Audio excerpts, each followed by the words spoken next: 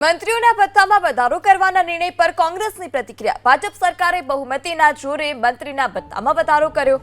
મંત્રીઓને circuit house અને અન્ય સુવિધા નજીવા દરે મળે છે તે પ્રકારની વાત અને આક્ષેપ પણ મનીષ દોશીએ લગાવ્યા। મંત્રીઓના ભથ્થામાં થયેલા વધારા ગુજરાત માટે ચિંતાનો વિષય।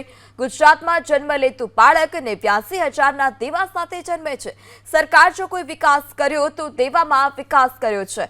ગુજરાતમાં આર્થિક અસમાનતા વધતી જાય છે તે પ્રકારનો આરોપ પણ મનીષ દોશીએ લગાવ્યો।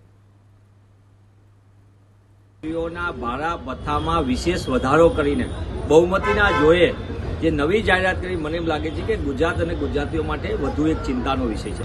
વધતું જતું દેવું, નાણાકીય વ્યવસ્થાપનનો સદંતર અભાવ અને સામાન્ય ગુજરાતી પોતે સતત અસમાનતાનો ભોગ બનતો હોય ત્યારે આ પ્રકારની મંત્રીશ્રીઓ કઈ પ્રકારની સેવા સુવિધાઓ મેળવવા માંગે એ સમજાતું નથી। ગુજરાતની અંદર 3.54 કરોડ નાગરિકો મફત અનાજ ઉપર આધારિત છે। આ સરકારનો આંકડો છે। 2011 પ્રમાણે 78 લાખ કરતાં વધુ ગરીબ પરિવારો છે, એ સરકારનો આંકડો છે। 2011 પ્રમાણે નવી ગણતરી કરીએ તો એ તો ઘણો બધો અધધર થઈ જાય।